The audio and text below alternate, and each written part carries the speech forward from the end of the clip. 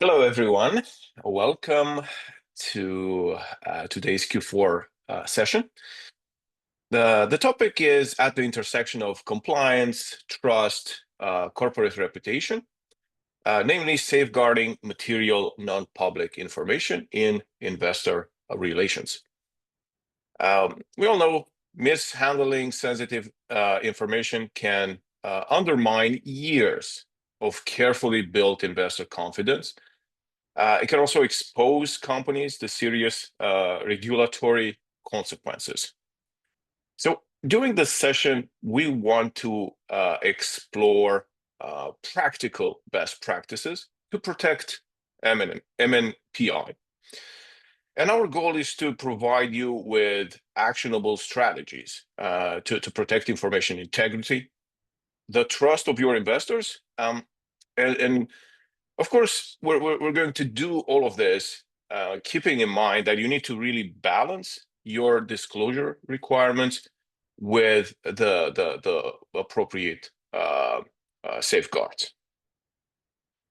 Before we jump into it, I really want to highlight an important event that we're hosting on April 17th, Navigating Shareholder Activism with Engagement Analytics.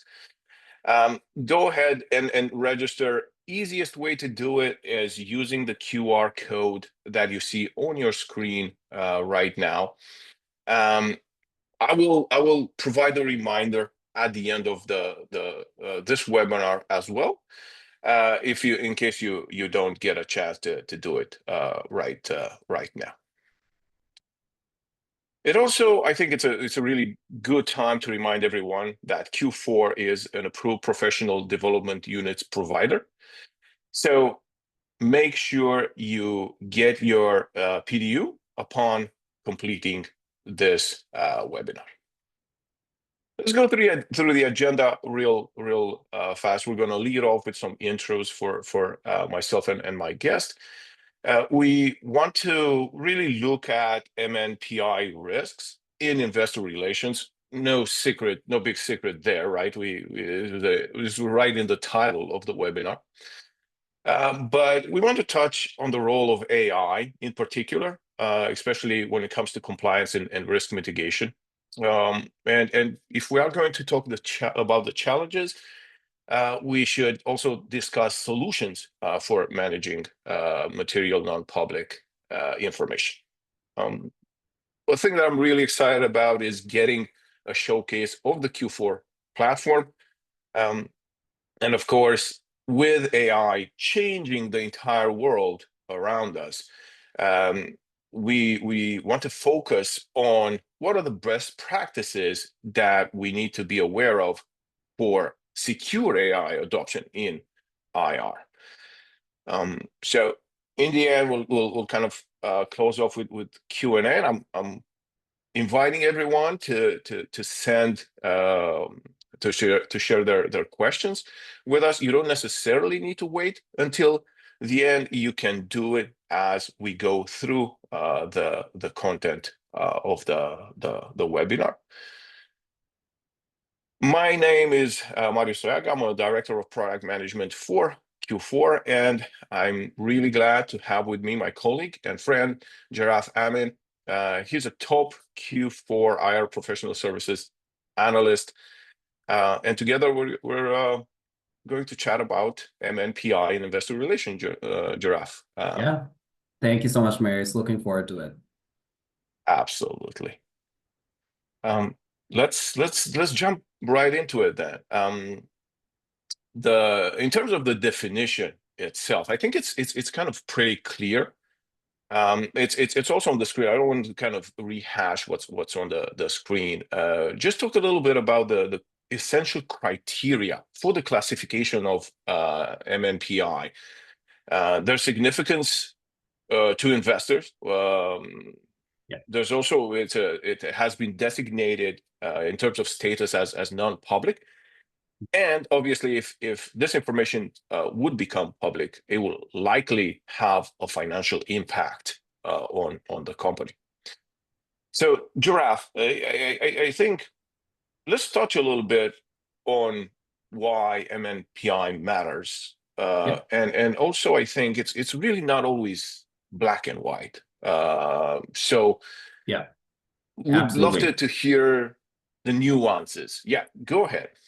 Awesome. Yeah. And, like, why does it matter in IR? When we think about MNPI, it really just refers to any confidential info that could impact a company's stock price. So things like, unreleased earnings releases, M&A activity, or major contract wins.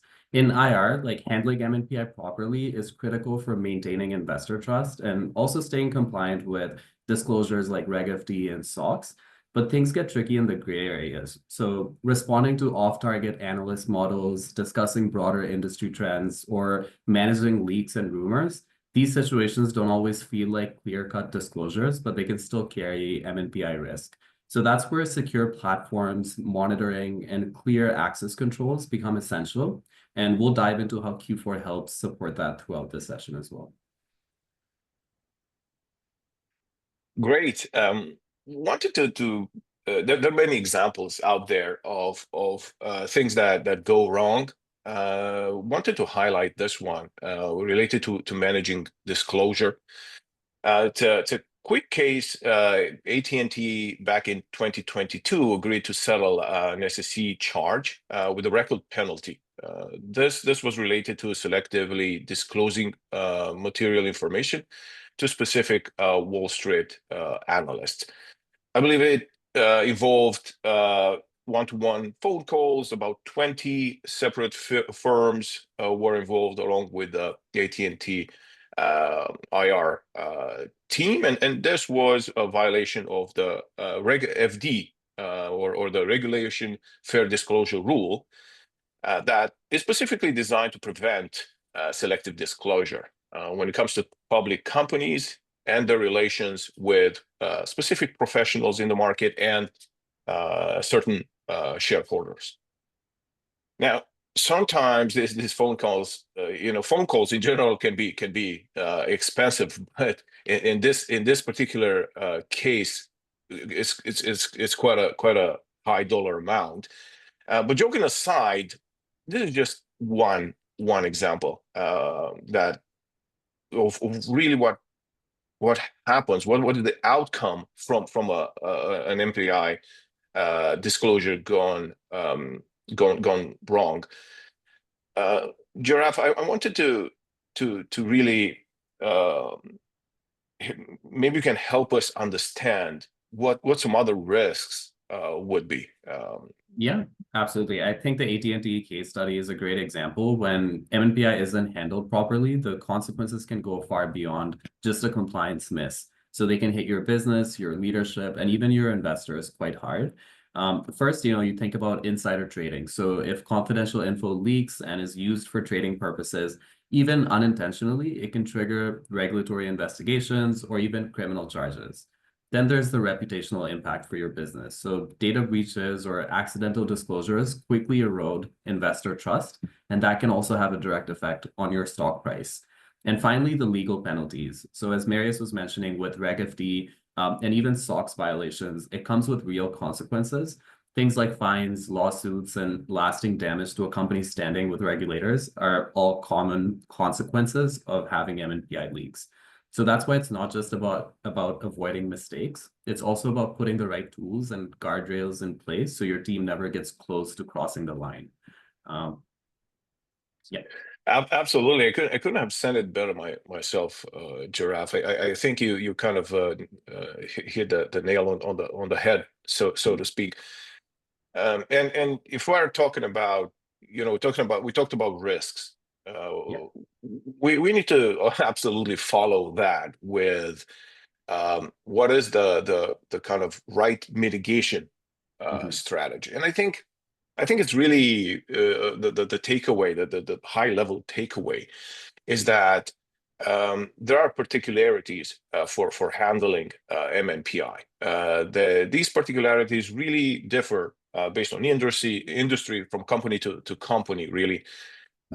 However, we still have best practices, right? Tested and proven approaches Yeah. in place. And I'd love to have you kind of zoom in a little bit on this. Yeah, absolutely. Thanks, Marius. When we talk about best practices for MNPI handling, I think it helps to split things into two main buckets. One of them is accidental and the other is voluntary disclosures. So on the accidental side, the focus really needs to be on security and infrastructure. That means strong access controls, encrypted document storage, and making sure you're using secure AI platforms, especially as more teams rely on generative tools. Public AI models aren't built for compliance. So keeping all financial data and internal drafts within a closed, protected environment is critical. A very common example for this is if you're uploading, pre-public documents into a ChatGPT or a Gemini container, that's definitely an inherent risk for MNPI leaks. And then there's the voluntary side, what we choose to say and how we say it. So this is where training, clear communication protocols, and built-in compliance checks come in. It's about making sure everyone on the team, from IR to legal, is aligned on what can be shared, when, and how. So the ultimate goal here is to create a process that's secure by design, not just reactive. That way, even when timelines are tight or pressures are high, your system is already working to reduce MNPI risk in the background, almost in an automated fashion. Very, very, very well said. And especially this last few years, we're seeing we're seeing artificial intelligence, LLMs in particular, really ramp up and bringing a lot to the IR world. No question about it. We're hearing about this from every customer that we talk to.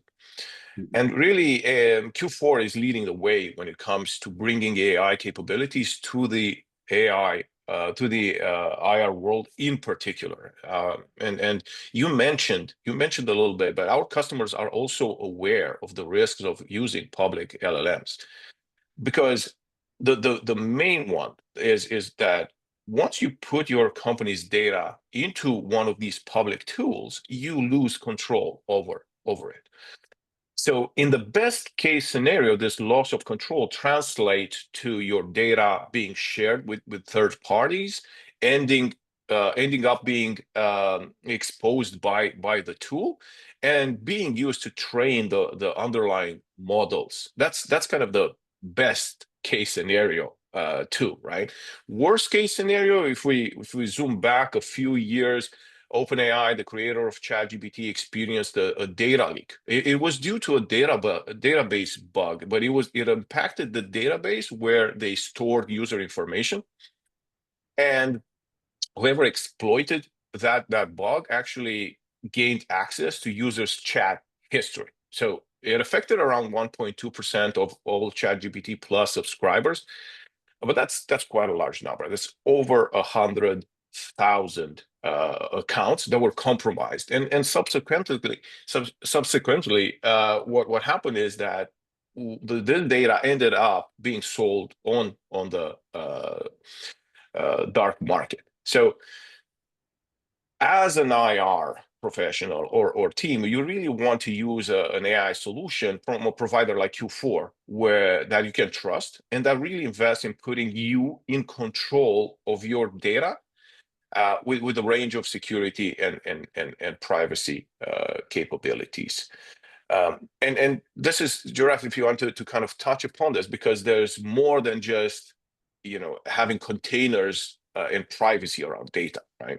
Yeah, absolutely. I think when it comes to MNPI risks, we should always implement strong access controls and encryption. So one of the most effective ways to prevent accidental MNPI exposure is by locking down who has access to what and how that data is protected behind the scenes, starting with access control. So the key principle here is least privilege. That means employees only get access to what they absolutely need and nothing more. So if you're an IR team and an IR personnel that's mainly owning the task of updating your IR website with your MNPI earnings release, maybe you only have the privilege to access the tool that lets you do that.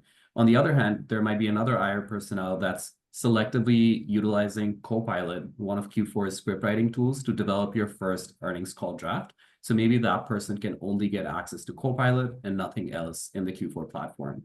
So we support these sort of role-based permissions. So sensitive content like draft earnings releases, call scripts, or board decks are only visible to authorized users. Then there's encryption when it comes to the data, which is about protecting that data in two states: in transit, which is as it moves across the network, and then at rest, which is once it's stored. Both encryptions are critical, and we have encryptions enabled for both in transit and at rest data states as well.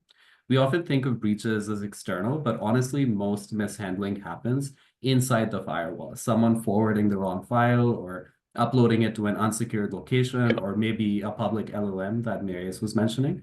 So having these controls in place by default really helps safeguard MNPI from the ground up. Absolutely, absolutely. Choosing the right technology is paramount.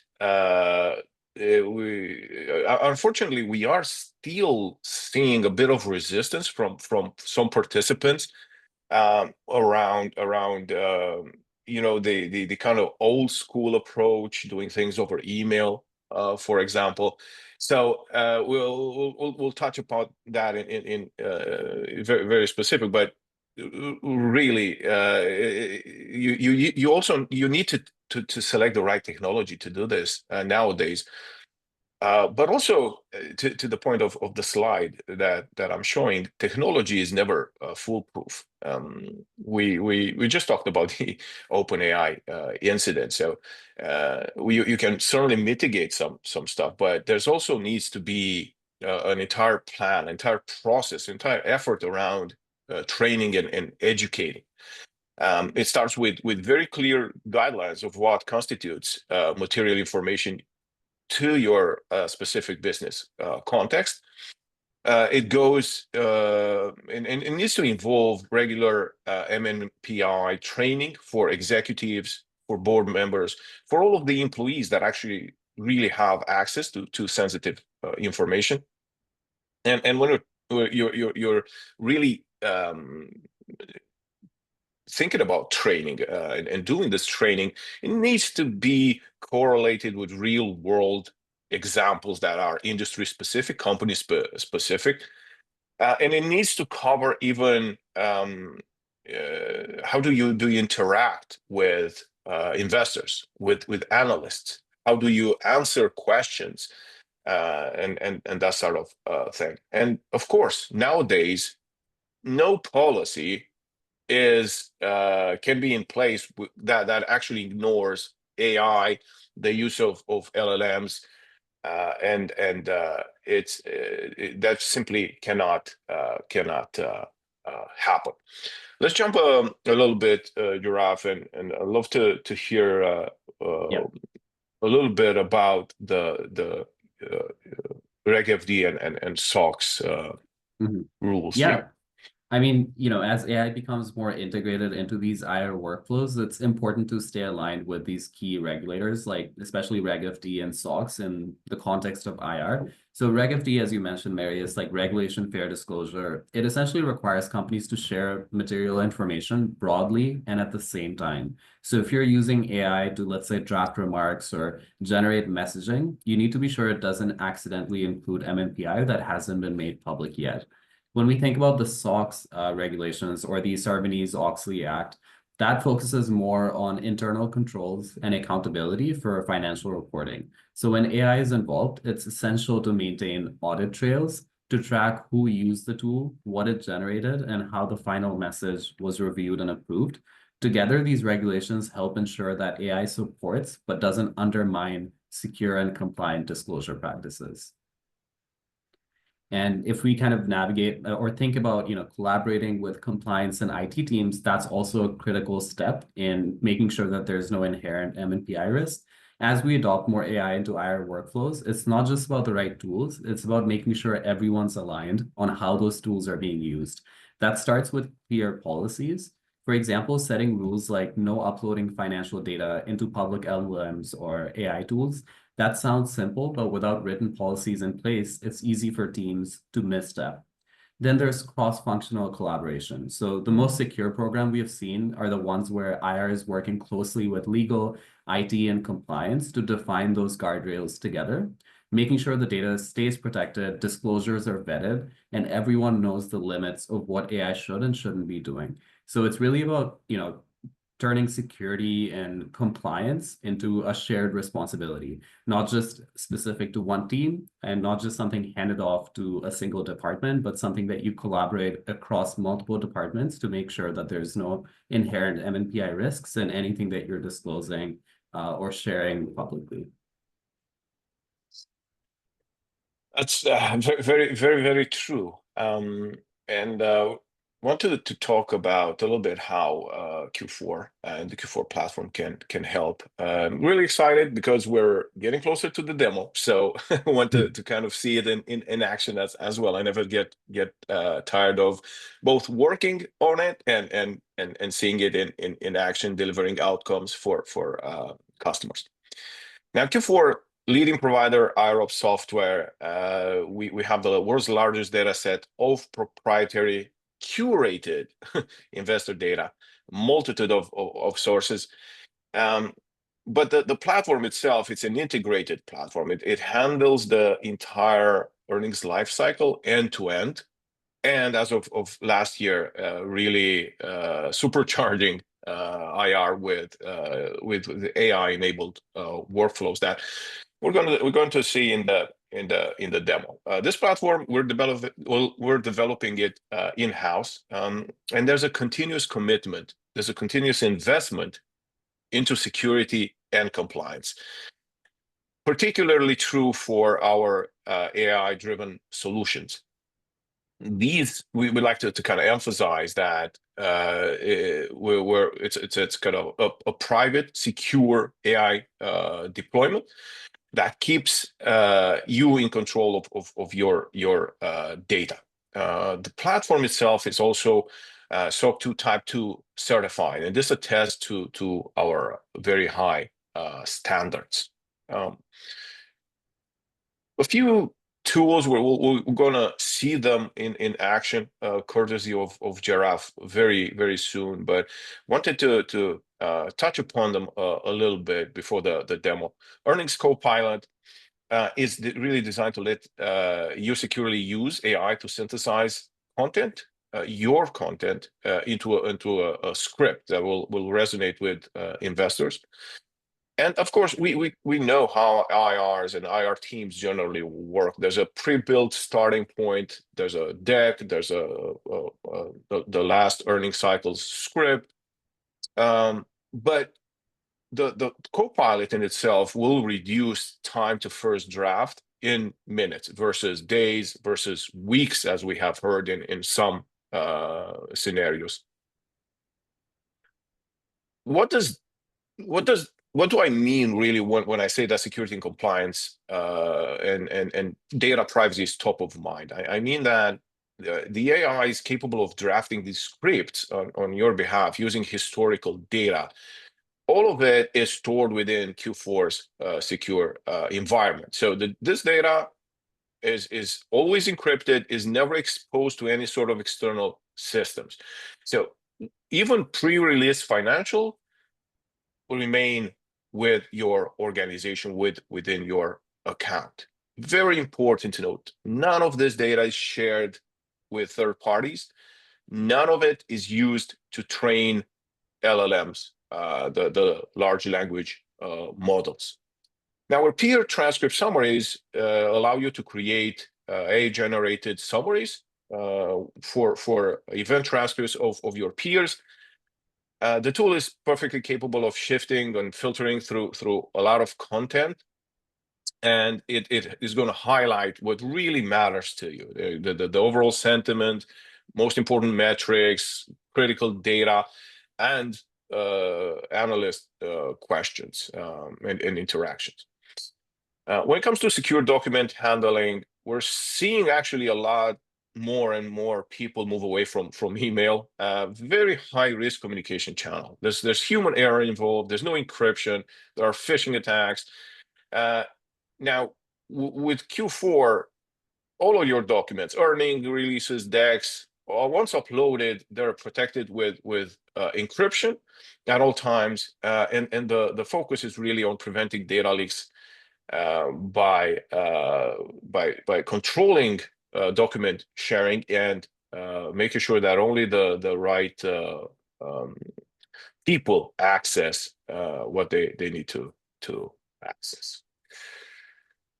Okay, that being said, really excited about this part, Jarraf. I'm going to stop Yeah, sharing and hand control over to you for the awesome. demo.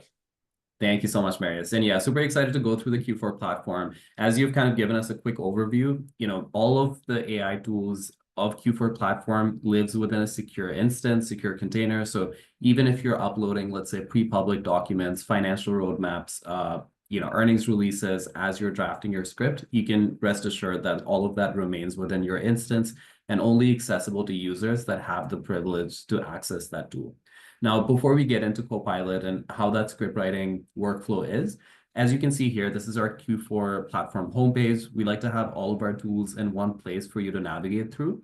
And on the very top right, you have your taskbar, and the first item on that taskbar is our AI earnings call summaries. So you can add up to 15 peers into the Q4 platform, and then you can track across those peers to see how are they reporting on earnings, what were some of the key highlights from their earnings call transcripts. For example, if I was curious about PayPal's Q4 2024 earnings call, I can click into that event and you will see that the AI generates a summary for me. Now, of course, there's no MNPI risks involved here because this is a public transcript and the AI is just summarizing it, but just wanted to showcase this capability from an AI standpoint. As you can see here, we have our key KPIs like revenue, cash flow, EPS, what that was for that quarter, and then occasionally what was the trend percentage in comparison to prior quarters or the year.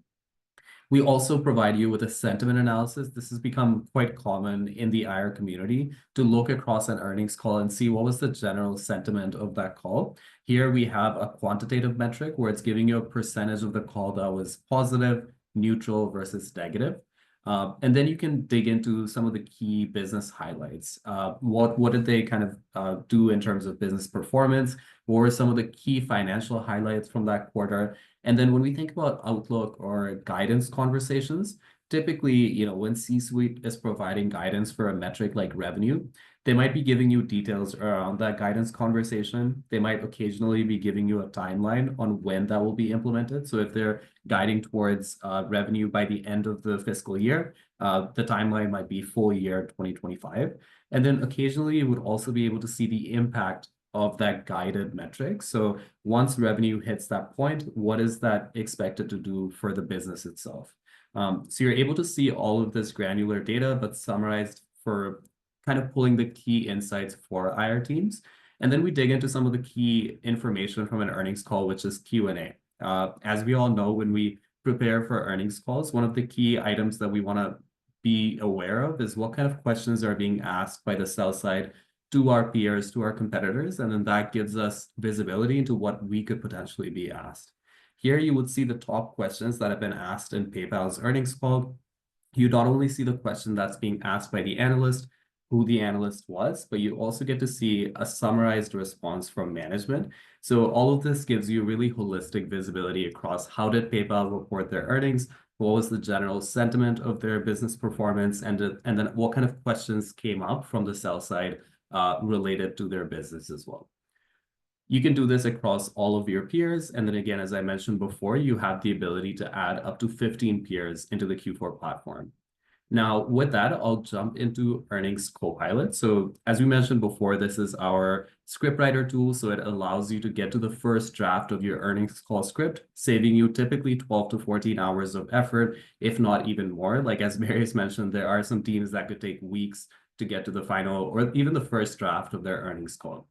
Q4 makes it easy because you have all of this within a secure AI container. So unlike, public LLMs, you only have this instance available to the client and their associated users that have the privilege to access this tool.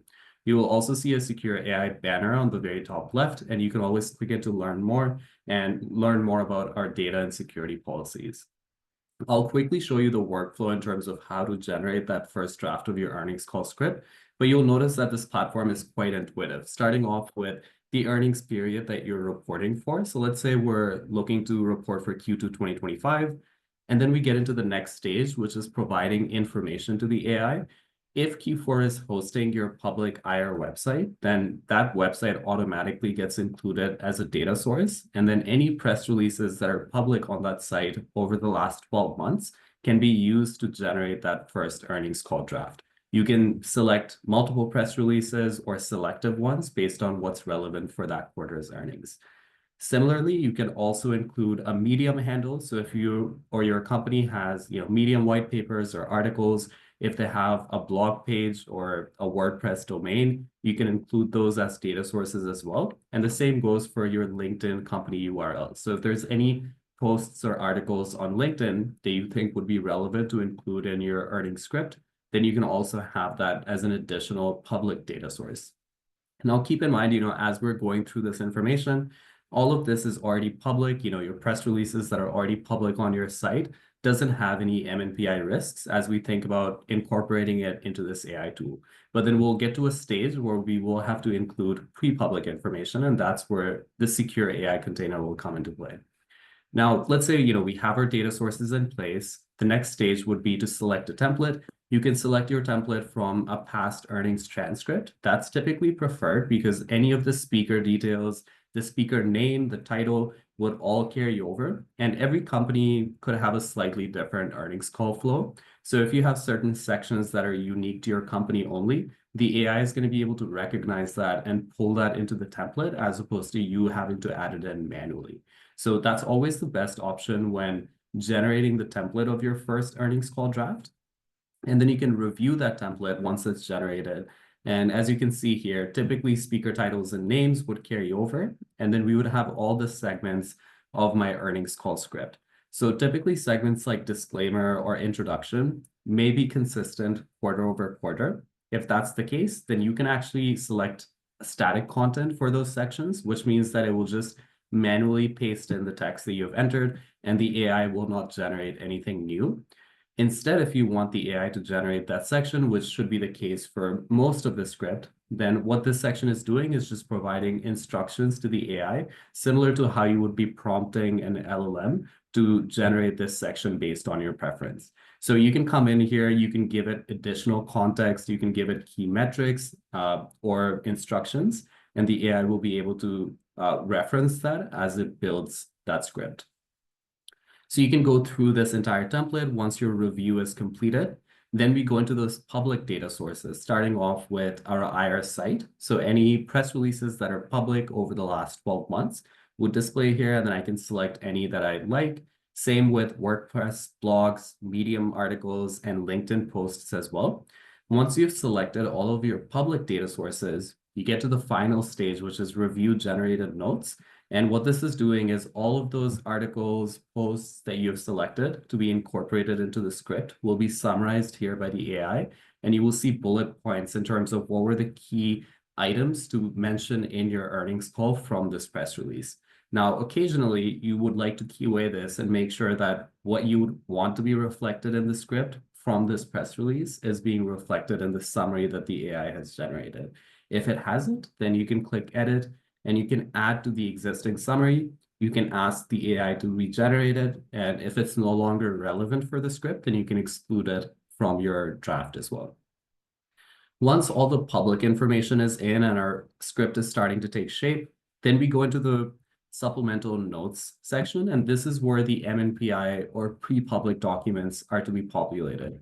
Now, again, keep in mind you're in this secure AI container. So this now gives you the ability to upload your earnings release even before it's been published on your IR site. It could also be things like your product roadmaps, financial statements.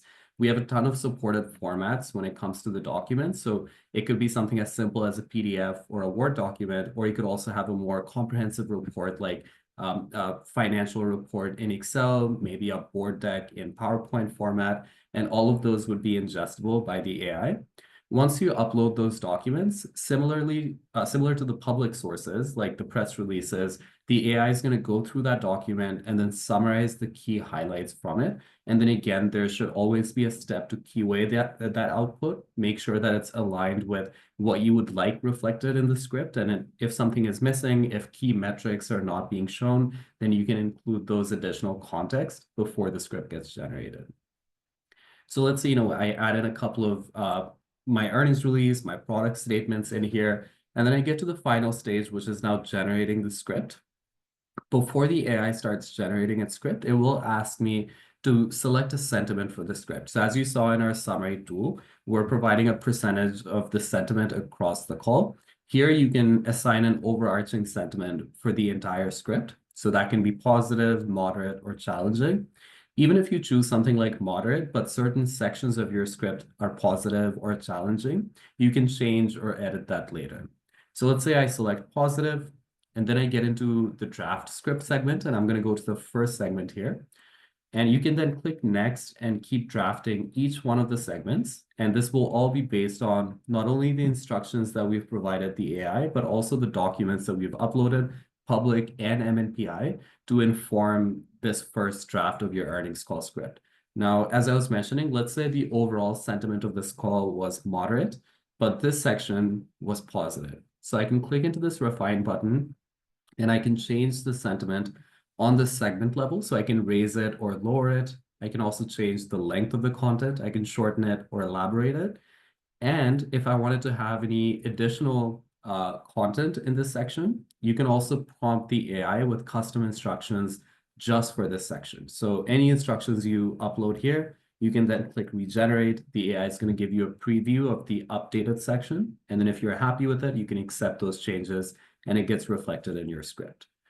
That process can be followed for all of the segments. And then once you're happy with it, you get to the final stage, which is reviewing your full script draft. You can then copy this draft into Clipboard, paste it into a Word document, and take it from there. And you can then mark this workflow as complete. And that concludes this exercise for this quarter. You can then come back the next quarter and start from scratch. But now the AI would have the information from the last script to carry over as well. So hopefully this shows you how seamless the workflow is when it comes to using our scriptwriter tool, and also how MNPI considerations are in place, where even if you are uploading pre-public documents, it remains within the secure container, and there's user access controls in place to ensure that not only is the data being leaked, but it's not available to anyone that wouldn't be utilizing it on an ongoing basis.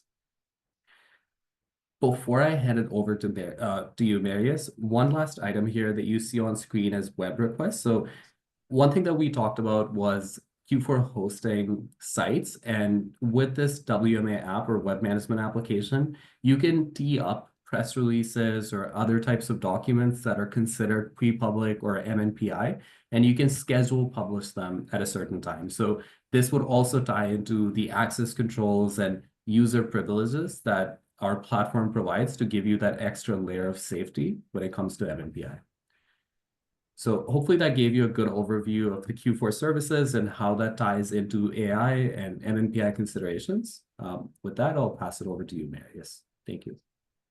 What a great demo. I've been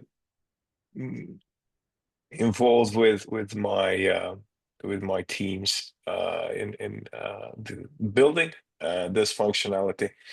Yeah. And it was great hearing from customers, talking to customers, and just really getting insight from about what's critical and important.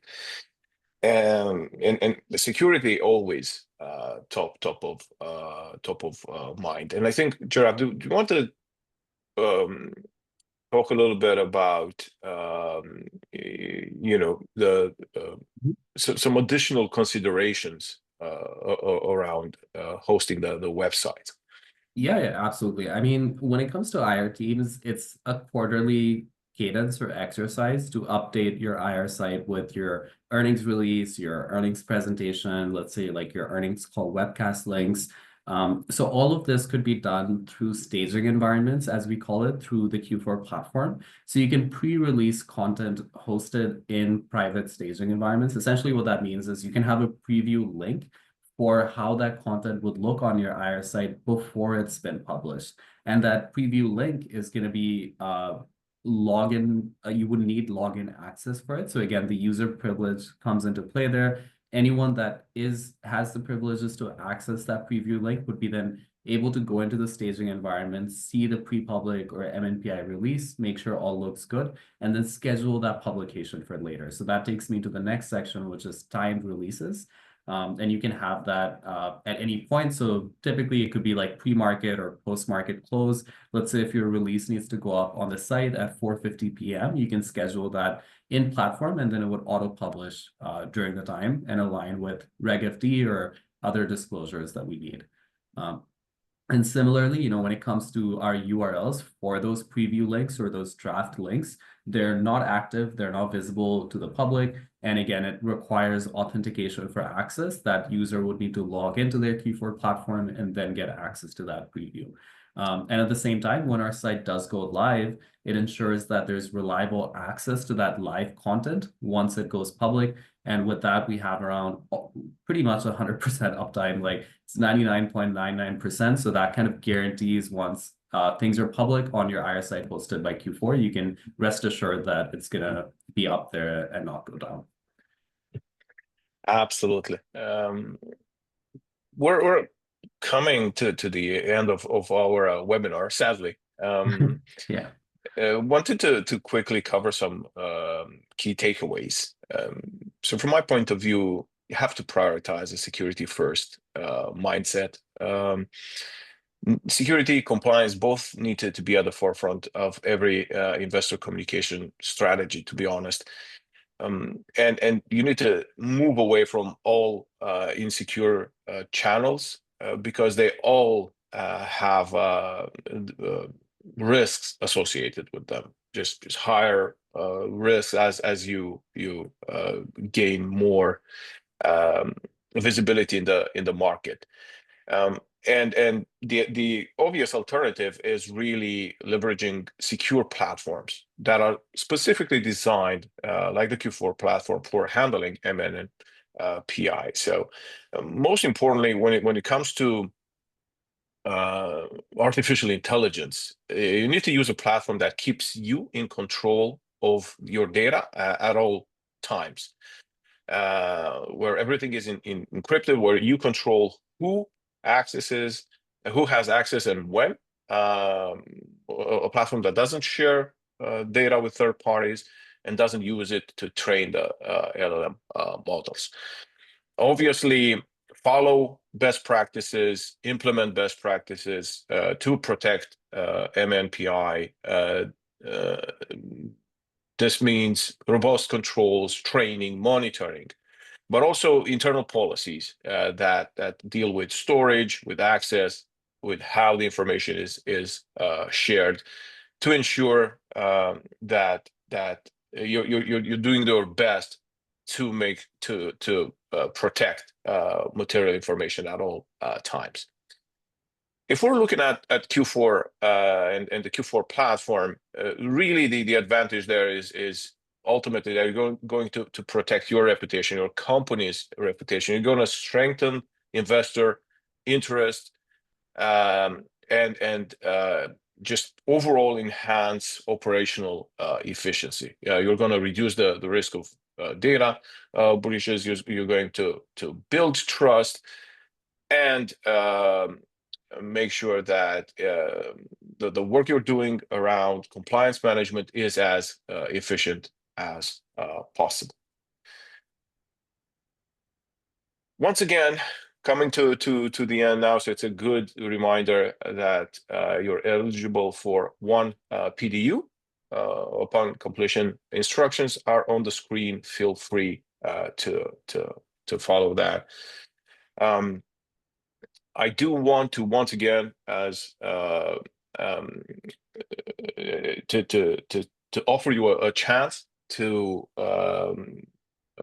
get more in depth with the platform, so we can really use the QR screen, the QR code on the screen right now. If you're interested in exploring more, just book a demo today. And we would more than be happy to set something up. And you've seen Jarraf, great demo, but we can go to the next level as well, and really make it something personal. So use the QR code on the screen, and that would be that's kind of the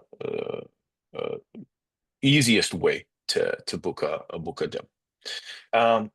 Jarraf, I'm seeing 2 questions right now. Yeah.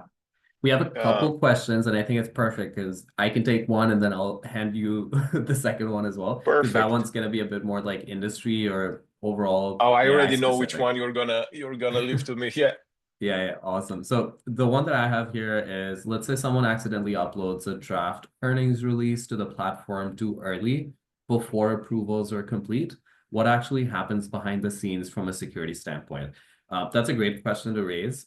I think when it comes to draft earnings releases, that can be used in 2 different tools. So we just walked through the scriptwriter tool. So you can upload your draft earnings release there to give the AI more context around how to draft your earnings call script. But keep in mind that's in a secure container. So even if you upload that draft earnings release, let's say weeks before your earnings call happens, it stays within that instance. It's only visible to the users that have access privileges. So you're safe there and there is no MNPI risks in the background. Another scenario is with the web management application. So if you have a site that's hosted by Q4, let's say you upload your draft earnings release a couple of hours before it needs to go live, but you can schedule that publication directly from our app. You can even set approval chains in place. So you make sure that, your IRO or someone else needs to approve before it can go live. And these are all guardrails in place to make sure that, that release isn't going out to your site too early or prior to market close as well. We also maintain detailed audit trails across the platform. So admins can see exactly who accessed or edited the file. And if needed, that access can be revoked instantly. It's also one of the reasons why moving away from email attachments or unsecured folders is so important, because the platform is designed to catch those moments and protect you from escalating. So that would be my answer to that. The second question that came up here, mainly for you, Marius, would be AI providers are racing each other and putting out new versions fast. So how is Q4 keeping up with the general trend? Uh, yeah, that's a really good question, and I do agree. I don't want to echo that sentiment that we're almost watching a race of all these different providers, and how fast that they kind of move to the next level. Yeah.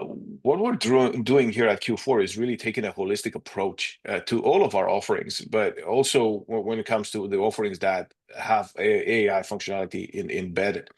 So you'll always benefit as a customer from the best model that fits the IR world best.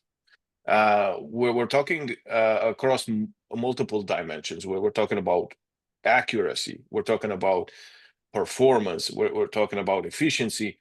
So it's not necessarily always that the top generic model will be the best for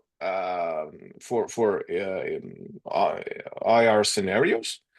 But that's our focus to make sure that the best one available is being used. So we are keeping up with the market, and I'm very excited about that.